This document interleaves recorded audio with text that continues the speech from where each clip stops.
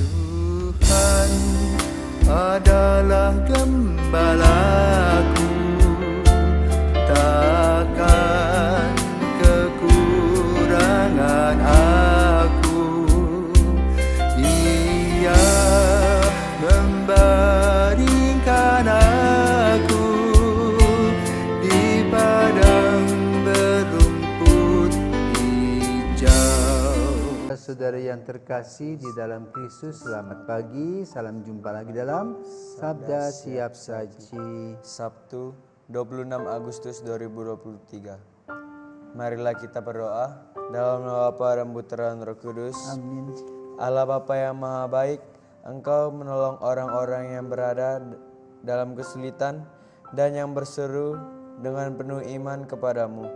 Semoga kami sanggup mengabdi kepadamu dengan sepenuh hati, dengan pengantaraan Yesus Kristus Putramu, Tuhan kami, yang bersama dengan Dikau dalam persatuan Roh Kudus, hidup dan berkuasa, Allah sepanjang segala masa. Amin. Tuhan bersamamu Dan bersama rohmu. Inilah Injil Yesus Kristus menurut Matius. Dimuliakanlah Tuhan. Sekali peristiwa berkatalah Yesus kepada orang banyak dan murid-muridnya, lalu dia berkata, ahli-ahli Taurat dan orang Farisi telah menduduki kursi Musa. Sebab itu turutilah dan lakukanlah segala sesuatu yang mereka ajarkan kepadamu. Tetapi janganlah kalian turuti perbuatan mereka, karena mereka mengajarkan tetapi tidak melakukannya. Mereka mengikat beban-beban berat lalu meletakkannya di atas bahu orang, tetapi mereka sendiri tidak mau menyentuhnya. Semua pekerjaannya mereka lakukan hanya dimaksud supaya dilihat orang. Mereka memakai tali sembahyang yang lebar dan jubah yang panjang. Mereka suka duduk di tempat terhormat dalam perjamuan dan di tempat terdepan di rumah ibadat. Mereka suka menerima penghormatan di pasar dan suka dipanggil rabi. Tetapi kalian janganlah kalian suka disebut rabi, karena hanya satu rabimu, dan kalian semua adalah saudara.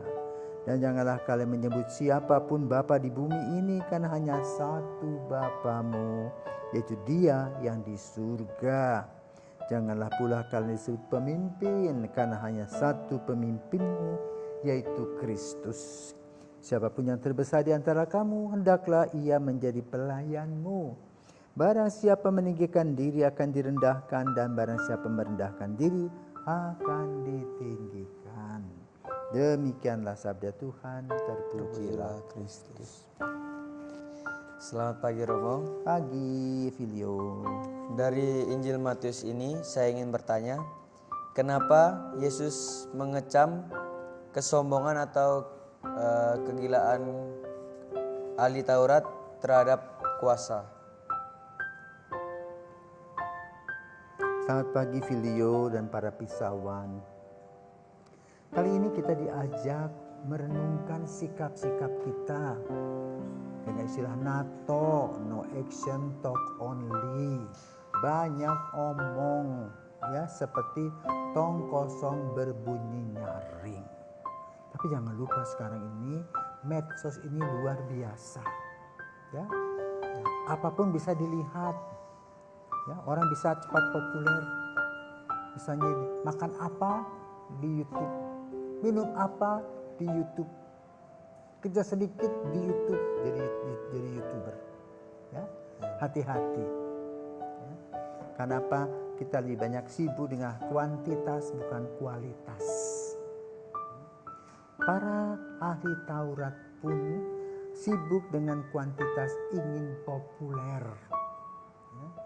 Tapi persoalannya, apakah dasar untuk popularitas itu sudah kokoh dan kuat, atau hanya sekejap saja, ya? Seperti kerupuk, semangat lalu kena angin melempem. Itulah yang dikritik oleh Yesus. Tapi dasar dari semua sikap yang ada dalam diri para ahli kitab itu ya dibahas oleh Yesus. Kenapa? Ini termasuk dalam daftar 7 dosa besar. Yang pertama sombong. Adam dan Hawa jatuh dalam dosa karena sombong. Dia menganggap Allah itu nomor 2, dirinya lah yang nomor 1. Demikian pula orang-orang ahli kitab tadi seolah-olah mereka lah yang berkuasa atas hidup, angkuh dan sombong. Maka kita belajar hati-hati kita tergelincir dengan kesombongan kita, merasa lebih hebat daripada orang lain. Kedua, tamak. Tamaknya apa? Aku ingin diutamakan. Padahal siapa aku? Tak buat banyak. Hanya mungkin memakai jubah yang hebat, pakai jubah yang keren. Tetapi dalam pelayanan pada orang miskin tidak ada, hanya show saja. Tamak untuk populer. Yang ketiga, iri hati. Mereka tidak suka dengan Yesus. Iri hati karena popularitas Yesus luar biasa. Mengapa? Karena Yesus bekerja dengan seluruh hati dan dirinya. Yang keempat, mereka cepat marah. Membuat aturan-aturan bagi orang lain, sementara untuk dirinya sendiri tidak ada urusan. Yang kelima, nafsu berkuasa. Sudah duduk lupa berdiri. Maka Yesus mengkritiknya. Juga mereka rakus dengan kepemimpinan. Semuanya mau diambil. Seolah-olah dialah yang jadi pemimpin, padahalnya hanya biasa-biasa saja. Dia menciptakan diri seolah-olah kalau bisa menelikung orang-orang lain yang menjadi pemimpin. Yang lain adalah kemalasan malas. Kenapa malas? Ya duduk-duduk saja, lalu semua rezeki datang. Inilah yang dikritik oleh Yesus dalam konteks mengkritisi orang-orang Farisi dan orang-orang Saduki, para pemimpin agama yang tentu saja pada zaman kita mengkritisi diri kita masing-masing, sejauh mana kesombongan, kerakusan, iri hati, dengki, kemarahan, omong kasar-kasar, nafsu untuk berkuasa, rakus mau berkuasa, malas untuk bekerja. Apakah hadir dalam diri kita? Atau sebagaimana Yesus berkata, barang siapa yang mau menjadi terbesar, hendaklah dia menjadi pelayan. Itulah yang perlu bagi kita. Maka Yesus berkata, janganlah kalian semua heboh. Kamu semua adalah saudara. Dan jangan menyebut siapapun Bapa di bumi, karena kita punya satu Bapa, yaitu Bapa kami yang ada di surga. Siapa yang hendak menjadi besar, hendaklah ia menjadi pelayan. Jadi melayani, bekerja dengan seluruh hati, bukan dengan bibir. Memuji-muji diri sendiri, pamer-pamer dengan apa yang dilakukan. Inilah kesombongan manusia. Maka mari kita belajar untuk rendah hati sebagaimana Yesus merendahkan diri, Allah yang menjadi manusia, dan Ibu Maria pun juga merendahkan diri, boleh menjadi seorang hamba Tuhan. Itulah yang perlu dikembangbiakkan, dipertumbuhkan dalam kehidupan kita sehari-hari.